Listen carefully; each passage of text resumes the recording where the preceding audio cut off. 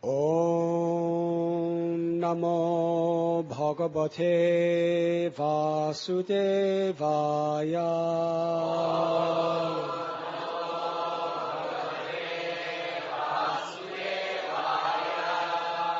Saha.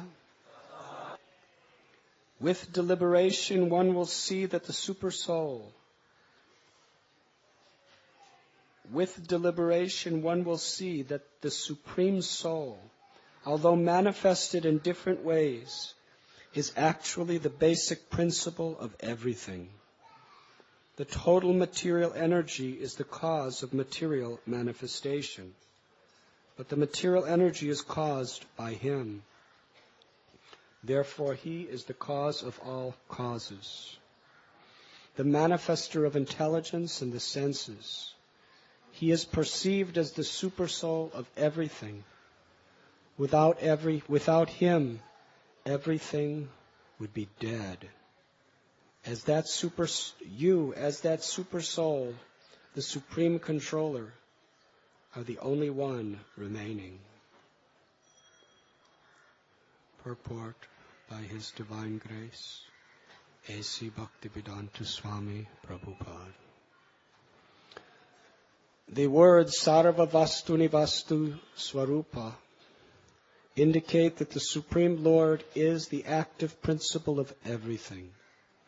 As described in Brahma Samhita, Eko Pyasoda Chayatam Jagadanda Kotim Yachaktirasti Jagadanda Chayayadanta Andanta Dasta Padamanu Chayanta Dastam Govinda Madi Purusham Tamaham Bhajami. I worship the personality of Godhead, Govinda, who enters the existence of every universe and every atom by one of his plenary portions, and thus manifests his infinite energy throughout the material creation. By his one plenary portion as Paramatma, Antaryami, the Lord is all-pervading throughout the unlimited universes. He is the Pratyak, or Antaryami of all living entities. The Lord says in Bhagavad Gita, Kshetragyam chapimam vidi sarvakshetreshu bharata. O Skyan of Bharat, you should understand that I am also the knower in all bodies. Because the Lord is the Supersoul, He is the active principle of every living entity, and even the atom. Andantarasta paramanu chayantarastam. He is the actual reality. According to various stages of intelligence, one realizes the presence of the Supreme in everything through the manifestations of His energy. The entire world is permeated by the three gunas, and one can understand His presence according to one's modes of material nature.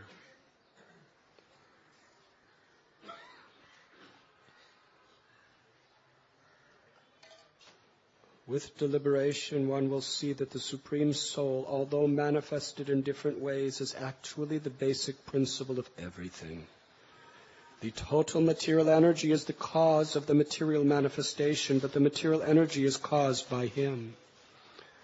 Therefore, He is the cause of all causes, the manifester of intelligence and the senses. He is perceived as the Supersoul of everything. Without Him, everything would be dead.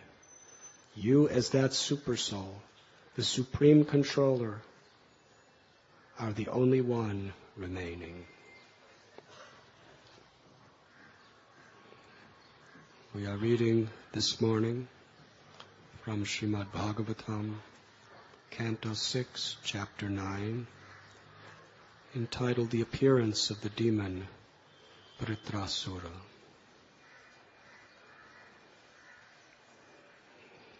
In the earlier pages, we find the ever-repeating dilemma of the demigods.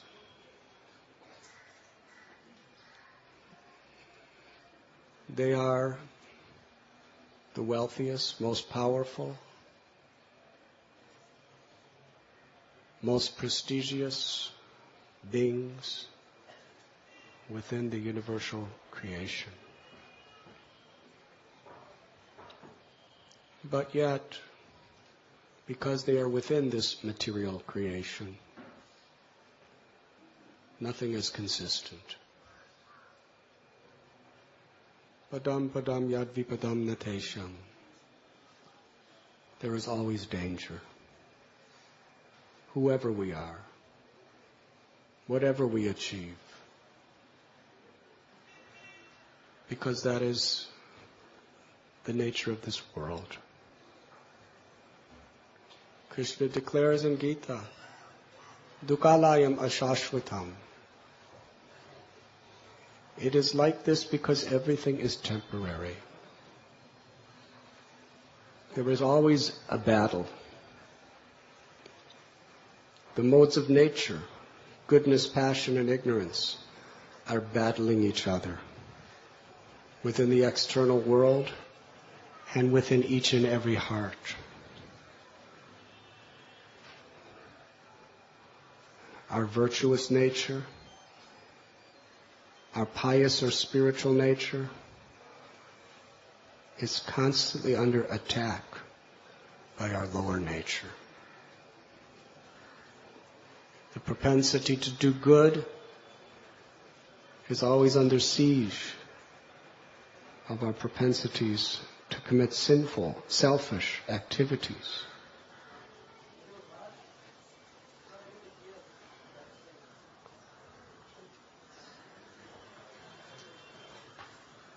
Gauranga Prabhu declares that they cannot hear. Whoever is the demigod in charge of the sound system is under attack from Gauranga Prabhu.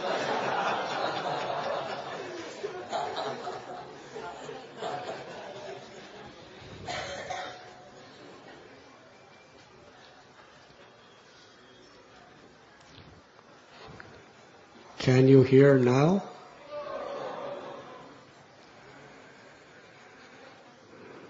Haribo.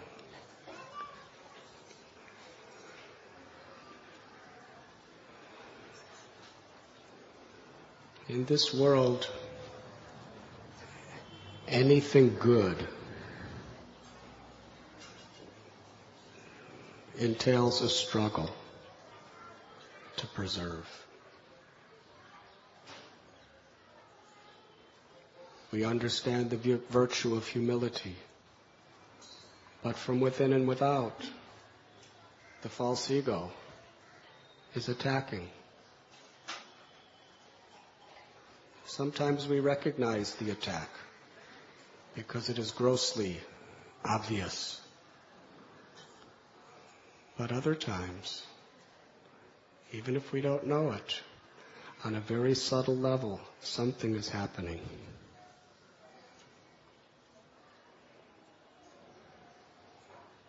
Therefore, even these very powerful, wealthy, successful persons, such as the Devatas,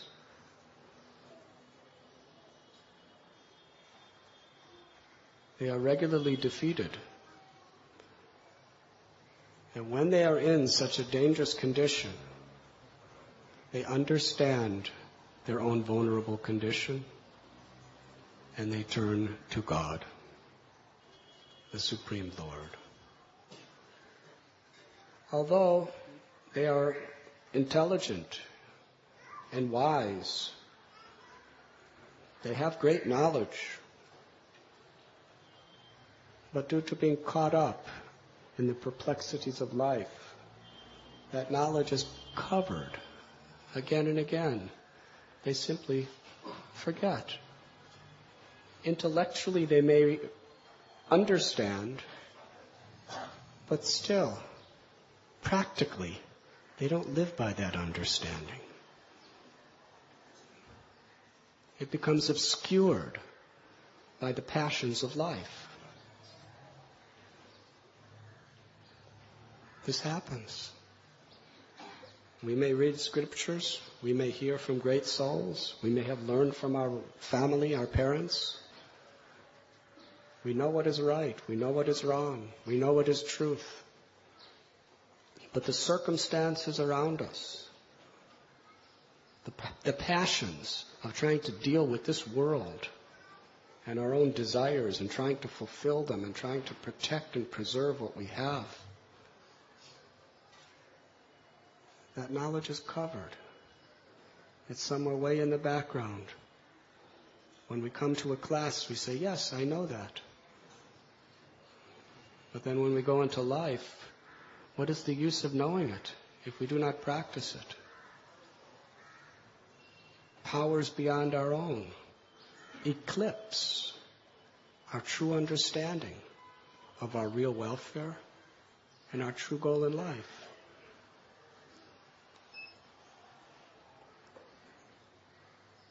This is what is happening in this particular story. These dynamic personalities were so caught up in their own egos. Indra committed such a sin. He literally killed a person who was his well-wisher, who saved him from destruction. Vishwarup. Just because he saw that Vishwarup, although saved him and his whole dynasty, also had some sympathy toward his enemy. He considered that such a threat that he lost his intelligence and engaged in a horrible activity. And the father of Vishwarup, who was a mystic yogi, performed a yajna and created a son, the son of Twashta, Vitrasura, who was so powerful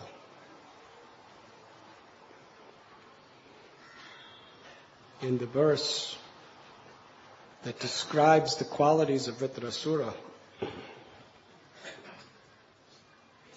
His body was huge like a burnt mountain.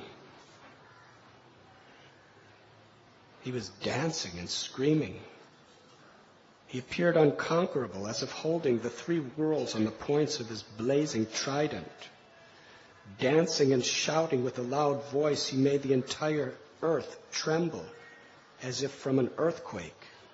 As he yawned again and again, he seemed to be trying to swallow the whole sky with his mouth, which was as deep as a cave. He seemed to be licking up the stars in the sky with his tongue and eating the entire universe with his long, sharp teeth. Seeing this gigantic demon, everyone in fear ran here and there in all directions. Now, what do you do when you are face to face against him?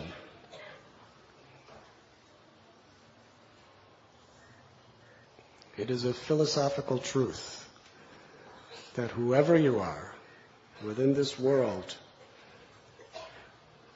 there's always someone who can create great damage to everything you are and whatever you stand for.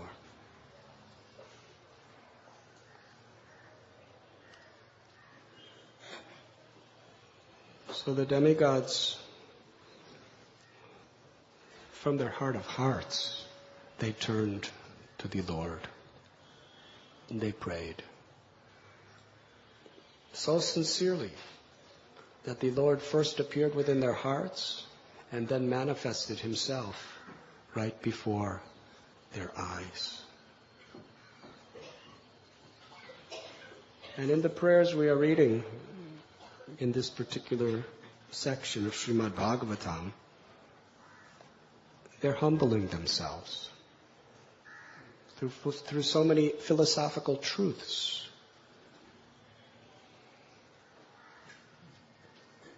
They're exclaiming that the three modes of nature are very powerful: goodness, passion, and ignorance.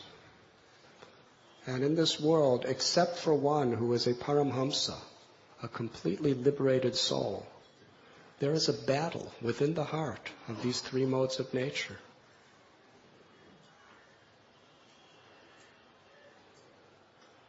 According to the mode that is predominantly controlling us, we take sides with one of those influences.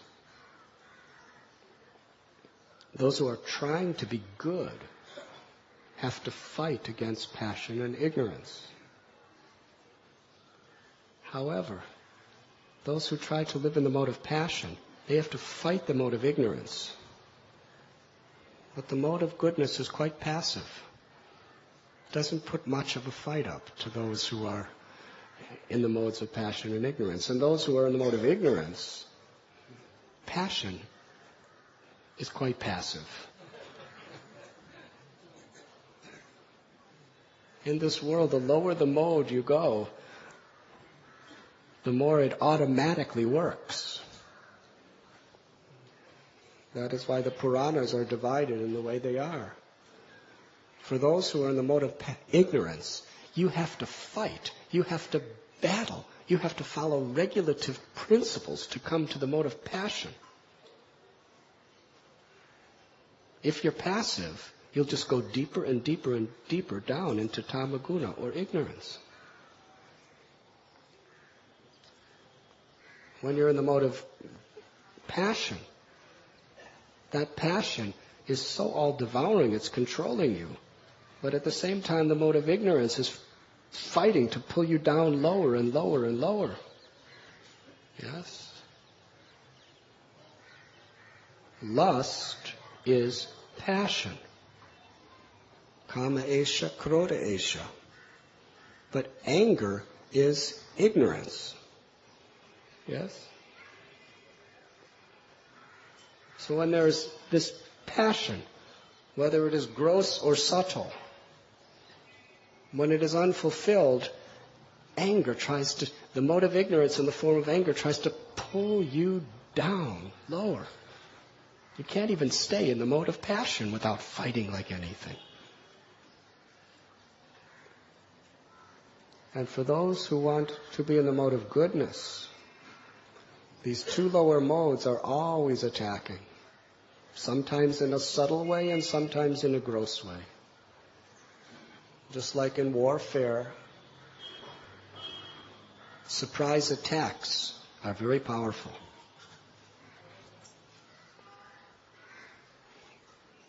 If you understand when your enemy is off guard, you can catch them in a vulnerable position. And there's better chances of defeating them. And in order for the enemy to be off guard, the enemy has to feel that presently there's no danger. That they have control over you. Yes? They're in a strong position. And they don't know where you are or where you're coming from. Or if they think they do, you're actually somewhere else with a different idea. So this surprise attack coming in from a direction that they're not expecting. The calm before the storm. That is how material energy works. Therefore, in this battle to attain and preserve goodness within our own life, we must be ever vigilant and on guard, not to be exploited and defeated. In this particular verse, the demigods, they are praising the Supreme Lord as the cause of all causes. Ultimately, with deliberation, one will see that the Supreme Soul, although manifested in different ways, is actually the basic principle of everything. This is why the Lord can protect anyone in any condition if one genuinely takes shelter. Because essentially, everything is God, and at the same time, everything is not God. This is the philosophy of Achintya Bheda Bheda Tattva, inconceivable, simultaneous, one indifference. The impersonal school of philosophers understand the partial reality of the Absolute Truth. They declare and believe that everything is God. Everything is one. All variations, all personality is a product of illusion.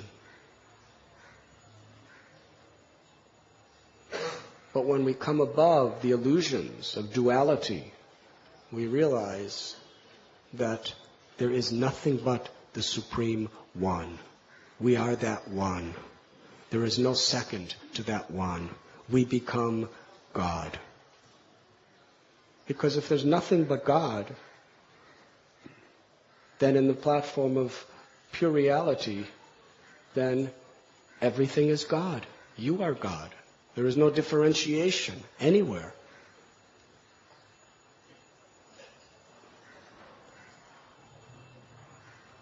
But a higher, more complete understanding than this is, yes, this is true. Everything is God, because everything emanates from God. Om Purnamada Purnamidam, the Ishopanishad declares that there is one absolute truth, and everything that exists, both material and spiritual, are emanations from that one supreme truth.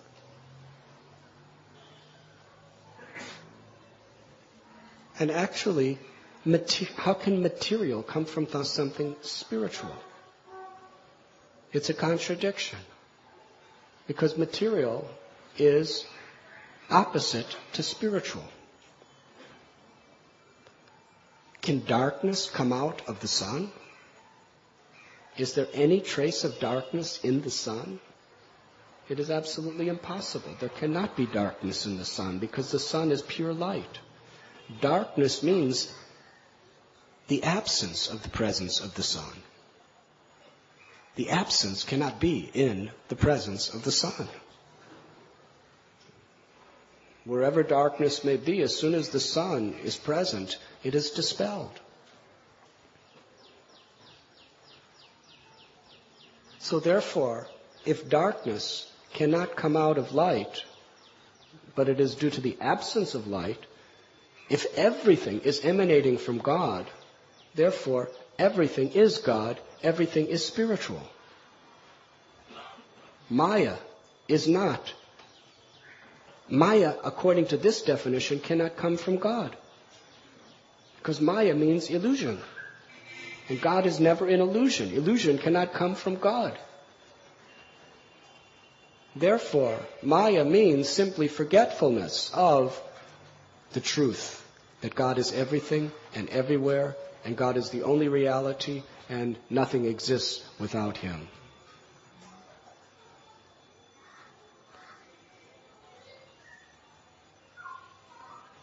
But there's several problems with this philosophy. One is, from rational, logical, common sense, it doesn't make sense. If you really go deeper into it. And the other is it is not completely supported by the scriptures. Parasya shaktir vivadaiva shruyate. That everything does emanate from God. Nothing exists that is not of God. Therefore, everything is God. But the Lord has inconceivable potencies. And although these potencies are non-different from Him, they are simultaneously different from Him. In the sense that they are springing from the origin, but they are separated from the origin. This material energy is one of the three primary energies of the Lord. The material energy is eternal. But all manifestations within material energy are temporary.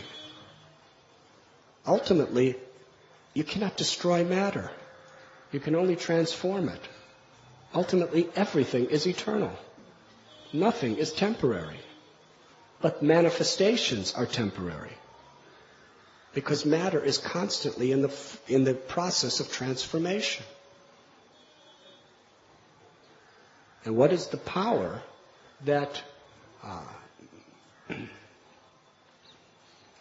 stimulates that transformation and perpetuates that transformation? It is God in His Kalarupa, or form of time. Krishna says in the Gita, time I am. Time is Krishna in His supreme manifestation within material energy. And it is that power of God in time that is activating all the various transformations within material nature. Nothing is ever stagnant. Because our perceptions are grossly tuned through our senses and our mind, that we only see on a certain level of time. It seems that things are stagnant. We look at this stone wall. It seems like it's the same every day. And in 1,000 years, hopefully, when devotees are sitting here for Srimad Bhagavatam class, because by that time they'll probably be changing the floor in the temple again.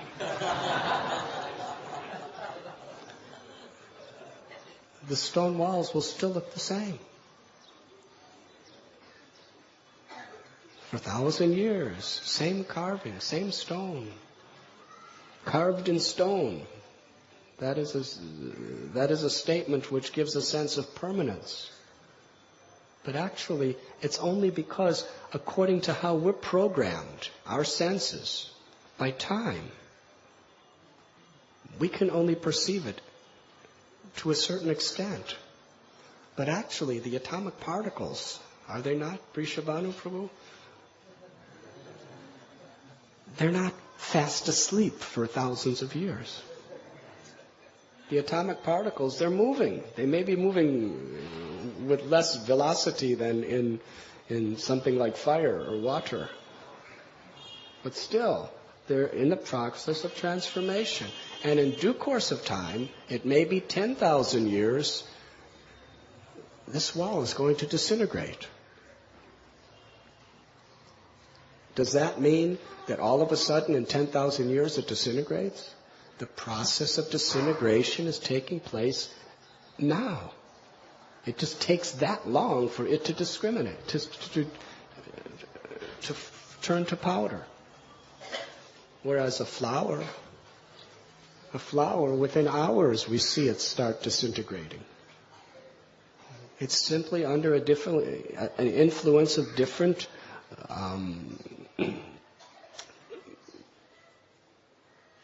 sequence of time.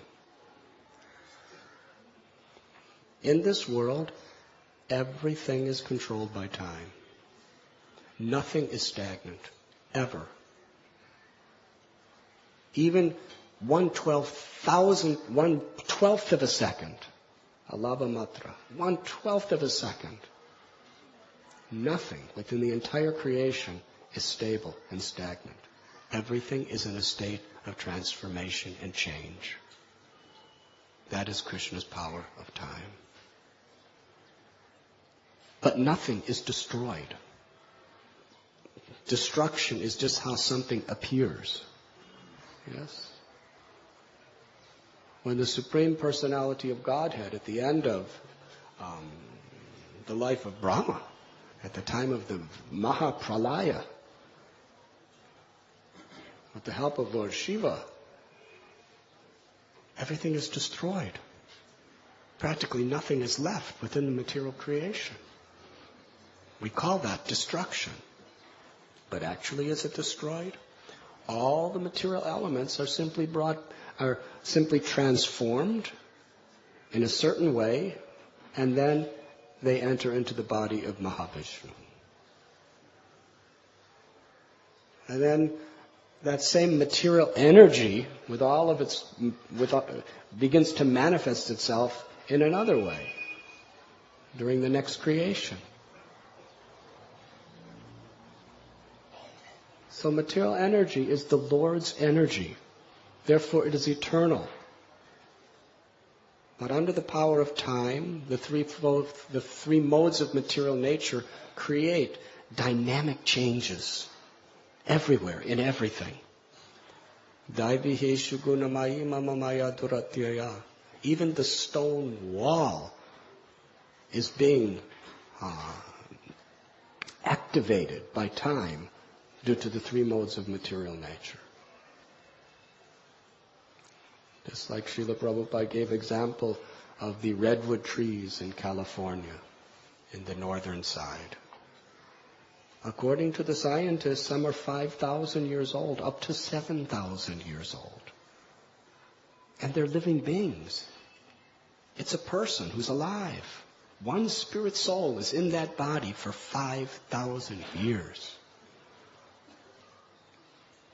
That one tree, and there are many such trees, they were standing there when Krishna was performing his pastimes in Vrindavan.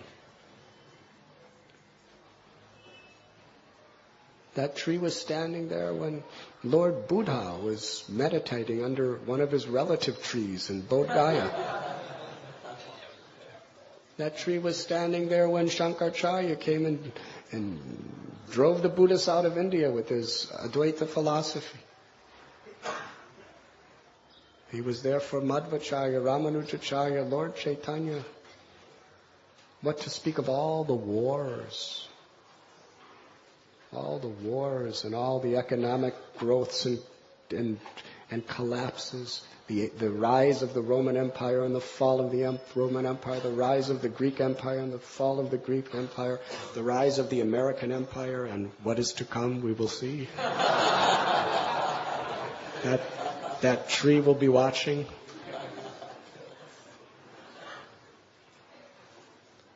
That's matter. One body. Constantly changing.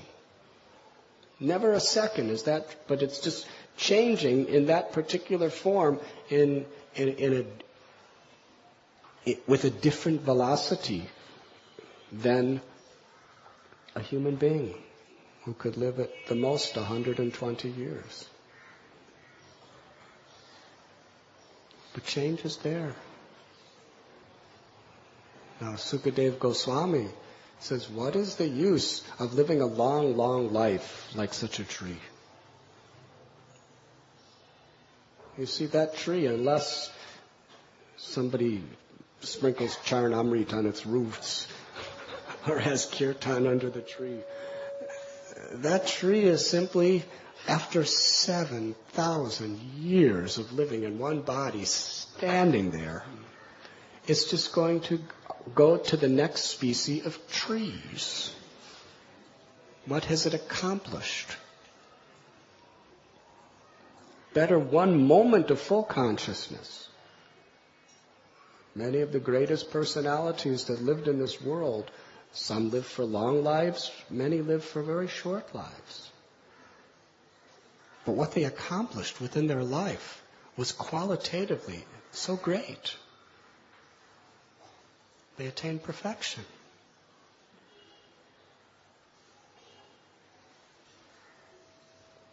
Maharaj Katvanga, he taught the world that you can attain the supreme perfection of life, the greatest treasure of all treasures, in one moment, if you really concentrate on putting your mind to that alone. But in order to do that, you have to understand the need. If we study Maharaj Katvanga, he could have perfected his life in a moment any time, but he never did. Right? He was not a young person. Life was going by. He understood this theoretically. But when he was told that you are going to die in one moment, then he understood the need. Then he took the knowledge he had seriously and applied it to his life practically. And he attained perfection in a moment. How we utilize our time is what qualitatively makes human life great. When we strive for the eternal, we come closer to the eternal. When we're so much enraptured in the constant changes of this world, we become so caught up with that. We may succeed, we may fail, but in the end, all the transformations of the elements we're dealing with are gone as far as our life is concerned. And at the time of death, where is it? Neha bikramanasosti pratyavayo navidyate. But anything we do in the cause of God is eternal. The benefits are everlasting. So Krishna, or the Supreme Lord, is sarva karana karanam, the cause of all causes, the cause of everything. And as Krishna says in Gita, Daivi heshu gunamayi mama maya duratyaya mam evam ye papadyante mayam etattarantite. The modes of material nature are very strong. This material nature is difficult to overcome. And for the little soul, the spirit soul, it is impossible to overcome the Lord's material energy. These three primary energies of the Lord are of great importance to understand. There is the spiritual energy, which is not influenced by the modes of material nature and not influenced by time. The spiritual energy is eternal. And there is the material energy, which is eternal, but all manifestations under the influence of time are temporary. And between the two is the Tatashta Shakti, which is the living entity, or the spirit soul, which is Mamaivamso Jiva Loke Jiva Bhuta Sanatana, part and parcel of the supreme spiritual energy. We are part of God. If we were God in the full sense, we would be the controller of all controllers. God never comes under the influence of his own material energy. He is always the master of material energy. So if we are God, how is it that we could come under illusion?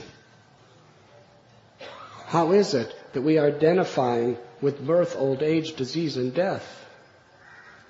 How is it that we are suffering?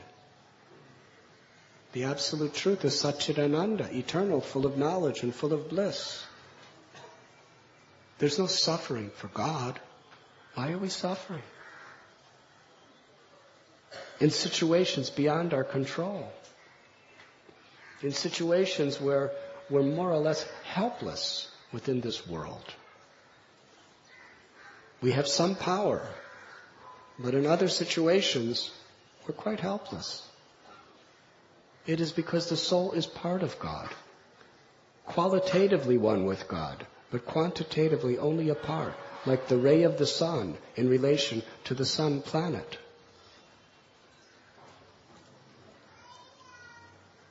We are spiritual, we are eternal, we are full of knowledge, we are full of bliss. But nityo nityanam chaitanas chaitananam eko bahunam yovidadati kaman. We are always subordinate to either the material or spiritual energy of the Lord. In other words, we're always subordinate to the Lord in one of his two primary energies. either material energy under time in the three modes or spiritual energy, where we enter into the eternal pastimes of love with the Lord. And we have free will. The essence of life is simply how we utilize our free will. Either we deliberately surrender or take shelter of the spiritual energy of the Lord, the mercy of the Lord, or we practically, in this material energy, automatically, naturally, are under the subjugation of the material energy of the Lord. You see, in the soul's natural state, there's no fight, there's no battle. We are situated in bliss, always. There's no wars on the spiritual level. Kurukshetra, there was a good war, but that was enacted to show us how to deal with material energy. But in this material world, there's always wars, within and without. Arjuna represents the soul that wants to attain the liberated state of being in one with the purpose of God's will. Srila Prabhupada explains, to become one with God in a practical way is that our will, our desire is one with God's desire.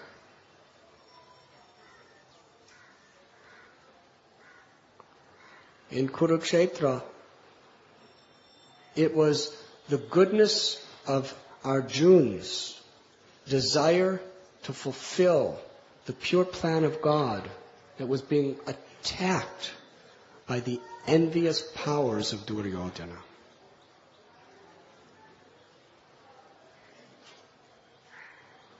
And Krishna spoke the 700 verses of Gita to teach us how to fight that battle. He didn't talk about organizing military phalanxes. He didn't talk about shooting bows and arrows. He didn't talk about how to utilize the club and other such weapons. He was speaking about the internal battle within our minds. In Bhagavad Gita,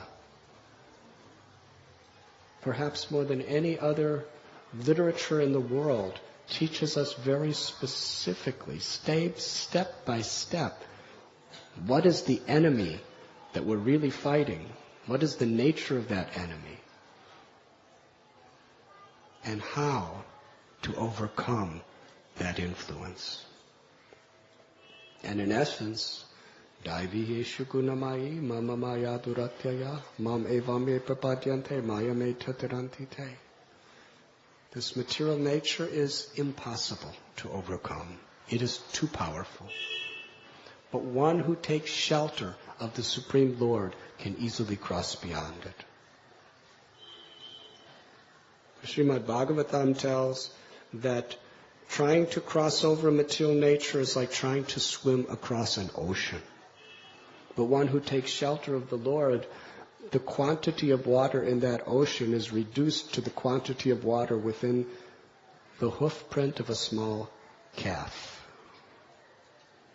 It can be easily overcome.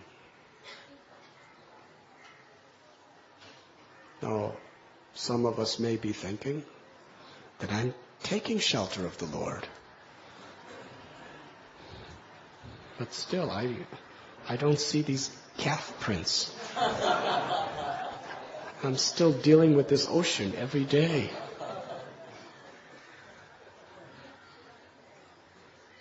But the more we realize the length and the breadth and the depth of the ocean, the more we realize how we have to go deeper into our sincerity in taking shelter of the Lord.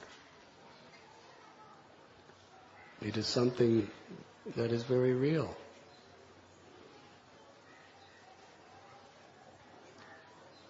It is in this spirit that we should chant the holy names. It is in this spirit that we should pray. It is in this spirit that we should perform our devotional activities. It is in this spirit that we should conduct our lives in whatever we may be doing. After all, for those who are grihastas, who are in household status of life, to make a living, to prosper, to progress, to be successful more and more and more, it's a battle. It's a struggle. It's not easy. How to be taking shelter of the Lord when we're in the struggle for existence within this world, either economically or socially, or just in terms of keeping body and soul together. It's a struggle. How to somehow or other take shelter of the Lord in that situation. To be a brahmachari in the ashram, it seems like it's very direct and clear how to take shelter of the Lord. And everything they're doing is taking shelter of the Lord. But it's not that easy. Why so few people survive in the brahmachari ashram? Hare Krishna. It's a battle there too. It's a battle everywhere.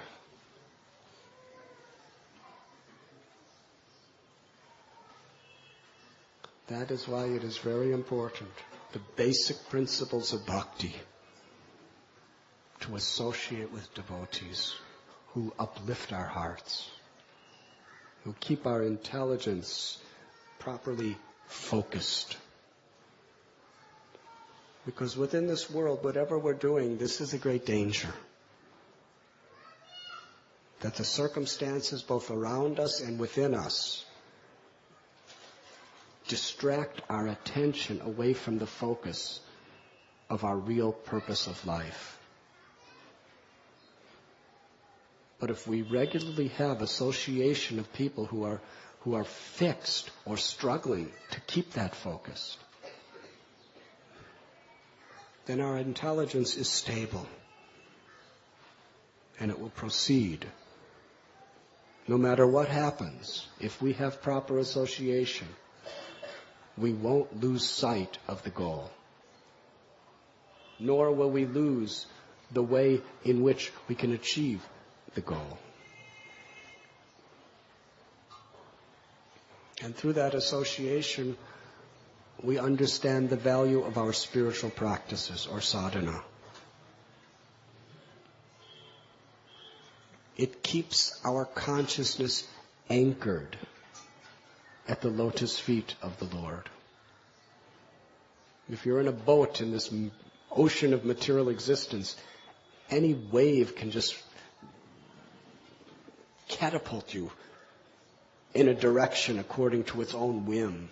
And then the next wave pushes you in another direction, and the next wave pushes you in another direction.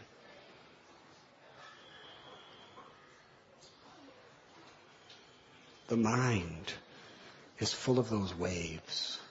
The world around us and influences are full of those waves, pushing us in one direction and another direction and in another direction. But if we have strong spiritual practice and the association of good influences in our life, it keeps us fixed. No matter how many waves may push us, we remain focused. In the integrity of our life, the integrity of our actions, the integrity of our thoughts, cannot pull us away from that. Agitations, difficulties, tragedies, traumas, temptations, they will come and they will go in this world. But how is it affecting our purpose in life and the integrity of how we live? We need that anchor to keep us stable.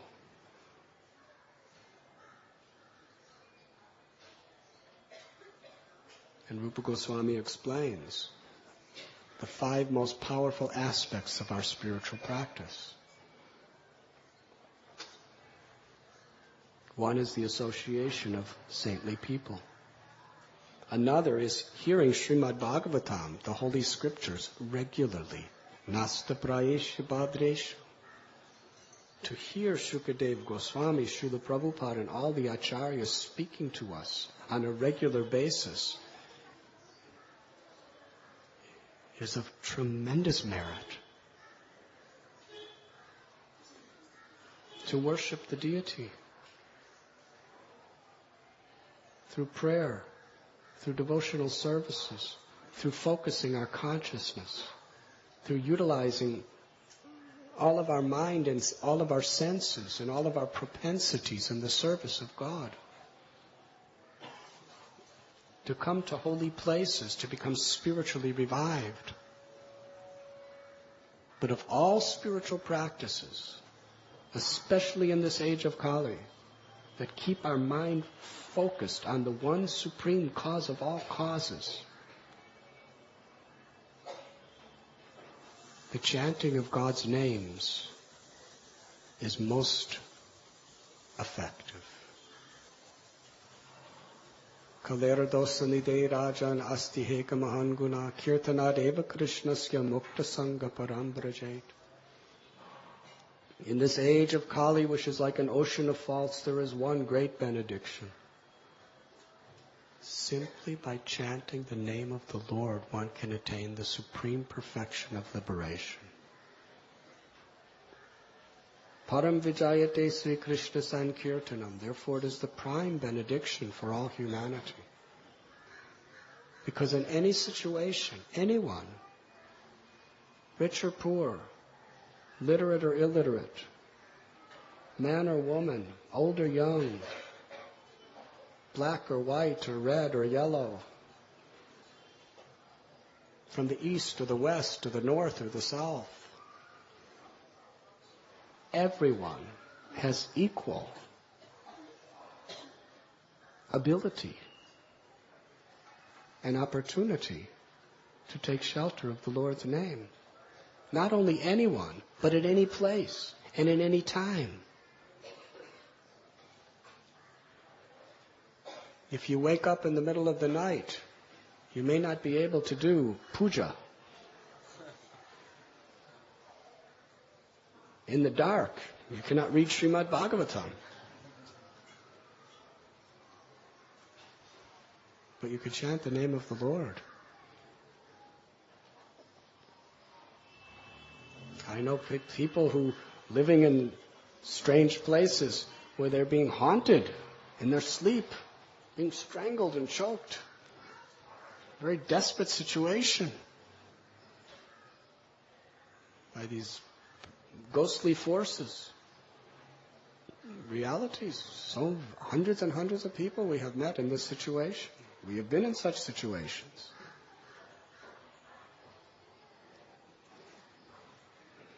In that situation, you can't just pick up a Srimad Bhagavatam or perform Achman and offer arti. What to speak of, get on the August Kranti to Vrindavan or Mathura. In such a situation, there's only one thing. Hare Krishna. And then everything is fine. The sun rises, the darkness is clear, is dispelled. So this is the power of the holy name. But what is the philosophy behind the power of the holy name? That we are reading about today. Because Krishna is the master and the cause of all his energies. He can lift us into the material, spiritual energy. He can lift us out of this material energy because he is non-different. The material energy is nothing but a manifestation of him. The spiritual energy is nothing but a manifestation of him. Everything is nothing but a manifestation of him. Therefore, if we take shelter of Krishna, nothing is impossible. Everything is possible because we are putting our hearts in the protection under the influence of the supreme love of God.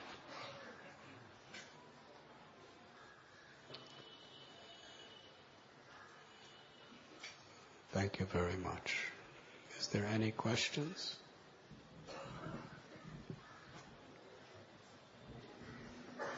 Yes.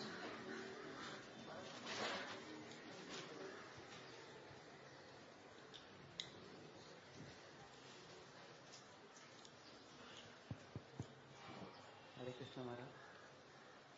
Sometimes we have to work at the same time to fulfill. Like we have Bhagavatam lecture and at the same time we have Prasad distribution seva. And another part of the question, two of our senior devotee told us a different work to do at the same time. And we can do only one work. And we cannot tell the senior devotee, any one of them, no, we cannot do the one work. Then what we supposed to do? My first part of the question, that at the same time we have two work to do, like Bhagavatam lecture and Prasad distribution seva. And another part of the question, two of our senior devotee told us to do different work at the same time. And we cannot tell we cannot tell one no because we don't have that much of time. What we supposed to do in the both situation? Take shelter of Krishna.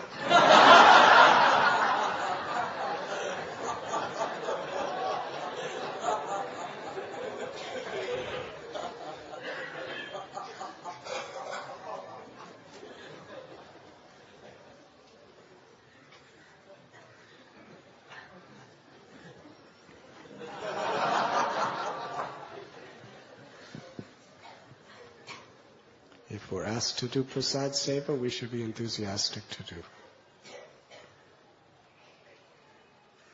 But if we're not asked to do prasad seva, then we should be here in Srimad Bhagavatam class.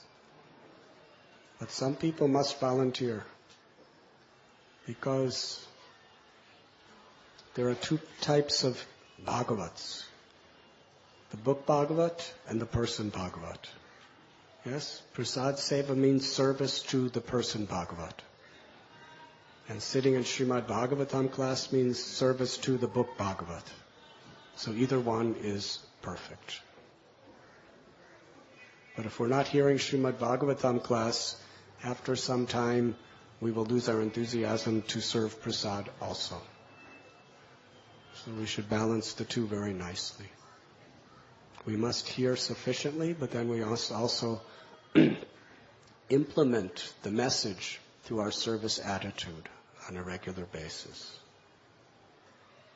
And as far as two different authorities asking you to do two different things, as long as they are both engaging you properly in Krishna consciousness, either one is quite perfect. But part of the perfection is either, whichever one you choose, you may be chastised by the other.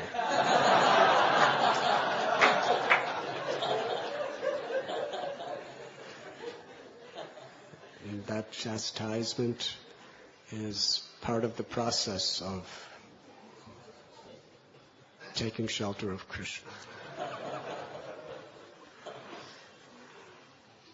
How can we decide the priorities? This is more what we should do this first and this. How we decide the priorities, that what we should do this first and then what is the way of that deciding the priorities? You can inquire from, generally if you inquire from either of those authorities what the other is asking you to do, then there will be an agreement amongst themselves. Unless your two authorities are from two different temples.